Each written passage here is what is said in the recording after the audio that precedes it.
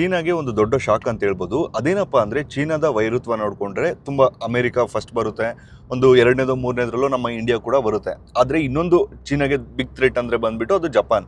So Japan ಅವರು ಒಂದು ಕಾಲದಲ್ಲಿ ಯಾವ ಮಟ್ಟಕ್ಕೆ ಅಂದರೆ ಅಮೇರಿಕಾಗೂ ಕೂಡ ಚಳ್ಳೆ ಹಣ್ಣು ತಿನ್ಸಿದ್ರು ಯುದ್ಧದ ಎರಡನೇ ಮಹಾಯುದ್ಧದ ಟೈಮಲ್ಲಿ. ಬಟ್ ಅದೇನಾಯಿತು, ನ್ಯೂಕ್ಲಿಯರ್ ಬಾಂಬ್ ಹಾಕಿದ್ಮೇಲೆ ಅವ್ರು ಸ್ವಲ್ಪ ಸೈಲೆಂಟ್ ಆದರು.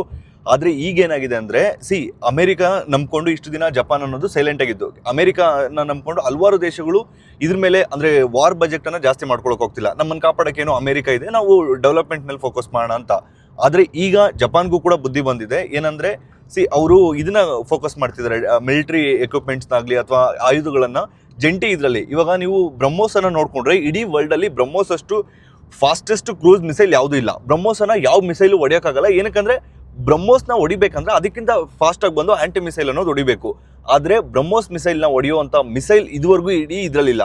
ಸೊ ಅದನ್ನು ನಮ್ಮ ಇಂಡಿಯಾ ಮಾತ್ರ ಡೆವಲಪ್ ಮಾಡಿಲ್ಲ. ನಮ್ಮ ಇಂಡಿಯಾ ಮತ್ತು ರಷ್ಯಾ ಸೇರಿಕೊಂಡು ನಮ್ಮ ಬ್ರಹ್ಮಪುತ್ರ ನದಿ ಮತ್ತು ಅವ್ರದ್ದು ರಷ್ಯಾದ ಒಂದು ನದಿ ಇದೆ, ಆ ನದಿಯ ಹೆಸರನ್ನು ಸೇರಿಸ್ಕೊಂಡು ಬ್ರಹ್ಮೋಸ್ ಅಂತ ಇಟ್ಟಿದ್ದು. ಇವತ್ತು 30ಕ್ಕೂ ಹೆಚ್ಚು ದೇಶಗಳಿಂದ ಆರ್ಡರ್ ಅನ್ನೋದು ಬರ್ತಿದೆ. ಸೊ ಇವಾಗ ಜಪಾನ್ ಏನು ಮಾಡ್ತಿದೆ ಅಂದರೆ, ಒಂದು ರೀಸೆಂಟಾಗಿ ಅಮೆರಿಕದ ಡಿಪೆಂಡೆನ್ಸಿಯನ್ನು ಎಲ್ಲ ದೇಶಗಳು ಜಾಸ್ತಿ ಮಾಡ್ಕೊಂಡಿತ್ತು, ಅದನ್ನು ಕಡಿಮೆ ಮಾಡ್ಕೊಳ್ಳೋದಕ್ಕೆ ಏನು ಮಾಡಿದ್ದಾರೆ. ಸೊ ಜಪಾನ್ ಕೂಡ ಇನ್ನು ಮುಂದೆ ಜಂಟಿಯಾಗಿ ಅಂದರೆ ಜಪಾನು ಮತ್ತು ಬೇರೆ ದೇಶಗಳು ಸೇರಿ ಆಯುಧಗಳನ್ನು ಉತ್ಪತ್ತಿ ಮಾಡ್ತೀವಿ ಅಂತ.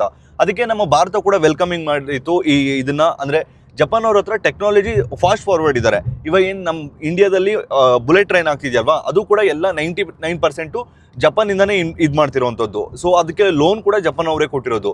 ಸೊ ನಮ್ಮ ಹತ್ರ ಮ್ಯಾನ್ ಪವರ್ ಇದೆ. ಅದಕ್ಕೋಸ್ಕರ ಯುರೋಪ್ ದೇಶಗಳು ಕೂಡ ಇವತ್ತು ನಮ್ಮ ಭಾರತದ ಕಡೆ ನೋಡ್ತಿದೆ. ಅಂದರೆ ಯಾವ ರೀತಿ ಭಾರತವನ್ನು ಯುಟಿಲೈಸ್ ಮಾಡ್ಕೋಬೋದು, ಯಾವ ರೀತಿ ಅಂತ ಬಿಟ್ಟು. ಒಂದು ವೇಳೆ ಜಪಾನ್ ಮತ್ತು ಇಂಡಿಯಾ ಏನಾದರೂ ಒಂದಾಯಿತು ಅಂದರೆ, ಈ ಏನು ಸ್ಪೆಸಿಫಿಕ್ ಓಷನ್ ಅಂತ ಕರಿತೀವೋ ಚೀನಾ ಸಮುದ್ರದಲ್ಲಿ, ಚೀನಾಗೆ ತುಂಬ ಚೆಕ್ಮೇಟ್ ಇಡ್ಬೋದು. ಯಾಕಂದರೆ ಆ ಕಡೆ ಜಪಾನ್ ಅಂದರೂ ಕೂಡ ಚೀನಾಗಾಗಲ್ಲ, ಈ ಕಡೆ ಭಾರತ ಅಂದರೂ ಕೂಡ ಚೀನಾಗಾಗಲ್ಲ. ಅಂದರೆ ಡೆವಲಪ್ಮೆಂಟ್ ವಿಚಾರವಾಗಿ. ಅದು ಬಿಟ್ಟು ಈ ಥರ ಪಾಕಿಸ್ತಾನ ಹಾಗೆ ಹೀಗೆ ಅಂತಲ್ಲ.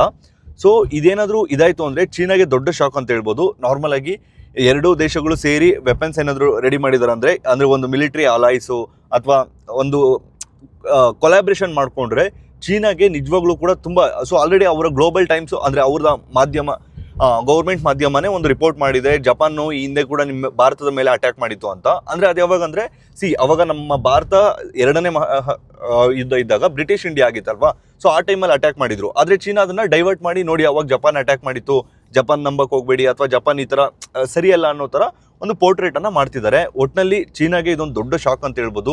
ಚೀನಾ ನಮ್ಮ ಸುತ್ತಲೂ ಕೂಡ ಲಾಕ್ ಮಾಡೋಕ್ಕೆ ಹೋಗ್ತಿದ್ದಾರೆ, ಭಾರತ ಕೂಡ ಚೀನಾ ಸುತ್ತಲೂ ಕೂಡ ಲಾಕ್ ಮಾಡ್ತಿದ್ದಾರೆ. ಇದ್ರ ಬಗ್ಗೆ ನೀವೇನು ಹೇಳ್ತೀರಾ? ಮುಂದಿನ ದಿನಗಳಲ್ಲಿ ಭಾರತ ಮತ್ತು ಜಪಾನ್ ಸೇರಿಕೊಂಡು ಯುದ್ಧಗಳನ್ನು ಮಿಸೈಲ್ಸನ್ನು ಅಥವಾ ಯುದ್ಧೋಪಕರಣಗಳನ್ನು ತಯಾರಿಸಬೇಕಾ ಬೇಡವಾ? ತಪ್ಪದೆ ನಮ್ಮ ಕಮೆಂಟ್ ಬಾಕ್ಸ್ನಲ್ಲಿ ಕಮೆಂಟ್ ಮಾಡಿ. ಈ ವಿಡಿಯೋ ಇಷ್ಟ ಆದರೆ ಈ ವಿಡಿಯೋಗೆ ಒಂದು ಲೈಕ್ ಕೊಟ್ಟು ಈ ವಿಡಿಯೋನ ಈಗಲೇ ಎಲ್ಲ ಕಡೆ ಶೇರ್ ಮಾಡಿ.